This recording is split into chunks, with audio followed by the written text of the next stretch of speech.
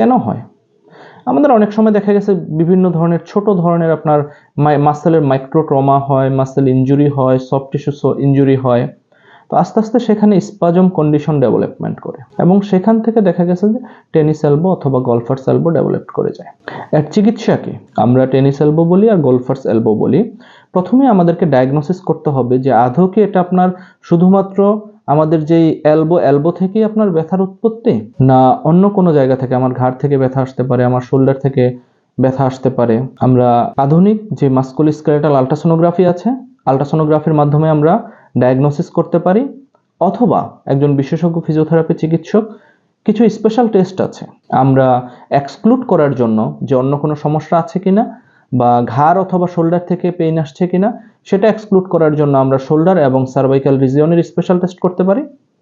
এবং আমরা ডিফারেন্সিয়েট করার জন্য বা ডিফারেন্সিয়াল ডায়াগনোসিস করার জন্য বা কনফার্ম ডায়াগনোসিস হওয়ার জন্য আমরা এলবো জয়েন্টের কোজেন টেস্ট এবং রিভার্স কোজেন টেস্ট নামে দুটি টেস্ট আছে। আমরা এই টেস্টের মাধ্যমে আমরা ডায়াগনোসিস করতে পারি যে আদৌ এটা কি এলবোতে আপনার সমস্যার কারণেই ব্যথা হচ্ছে কিনা। যদি আমরা ডায়াগনোসিস করে ফেলি যে হ্যাঁ এটা এলবোতেই সমস্যা, এখানে যে টেন্ডন শীথ আছে সেখানে ইনফ্লামেশন হয়ে আছে, যার কারণে সেখানে আপনার ব্যথার উৎপত্তি হচ্ছে, ট্রিটমেন্টের ক্ষেত্রে কি হতে পারে? ট্রিটমেন্ট সাধারণত আমরা এখানে ব্যথার ওষুধ খেতে পারে সাময়িক ব্যথা কমানোর জন্য। অনেক ক্ষেত্রে অনেকে আপনার স্টেরয়েড ইনজেকশন দেয়, ইন্ট্রাআর্টিকুলার ইনজেকশন দিয়ে থাকে জয়েন্টে ব্যথা কমানোর জন্য।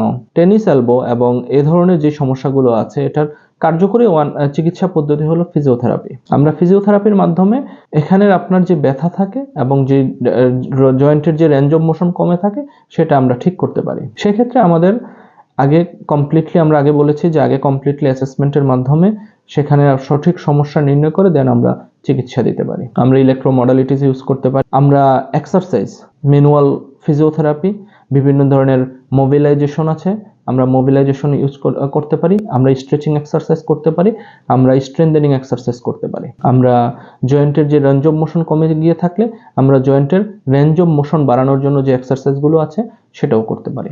এছাড়াও টেনিস এলবো অথবা গলফার্স এলবোতে আমরা জানি যে আমাদের যে আধুনিক যেই ড্রাই নিডলিং টেকনিক আছে, আমরা এই ড্রাই নিডলিং টেকনিক অথবা আকুপাংচার যেটাকে বলা হয়ে থাকে, ড্রাই নিডলিং এর মাধ্যমে আমরা একজন রোগীকে দ্রুততম সময়ে আমরা এই টেনিস এলবো এবং গলফার্স এলবো থেকে আমরা পেশেন্টকে মুক্তি দিতে পারি। তাহলে এই টেনিস এলবো বা কনুইয়ের ব্যথা যদি হয়ে থাকে, আমার কনুইয়ে ব্যথা হলে প্রথমেই আমাকে চিন্তা করতে হবে যে এটা কি আমার শোল্ডার থেকে ব্যথা কনুইতে আসছে না আমার কনুই থেকে ব্যথার উৎপত্তি। সেই অনুযায়ী যদি কনুই থেকে ব্যথার উৎপত্তি হয়ে থাকে তাহলে আমাকে সেই অনুযায়ী রোগ নির্ণয় করে আমরা সঠিক চিকিৎসা যদি দেই তাহলে দ্রুততম সময়ে রোগী সুস্থ এবং স্বাভাবিক জীবনে ফিরে যেতে পারবে এবং সে তার যে কাজকর্ম ডেইলি অ্যাক্টিভিটিস আছে বা তার যেই কাজ আছে সেই কাজে ফিরে যেতে পারবে।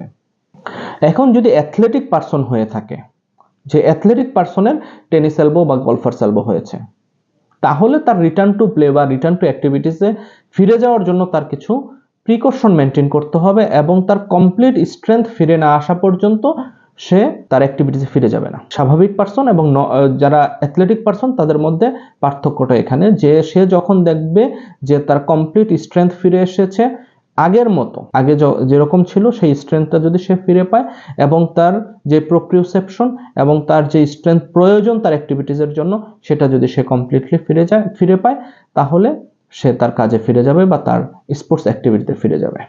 সবাই সচেতন হই, সঠিক সময়ে চিকিৎসকের শরণাপন্ন হই এবং সঠিক ফিজিওথেরাপি চিকিৎসার মাধ্যমে আমরা নিজেরা ব্যথা ও প্রতিবন্ধকতা মুক্ত থাকি।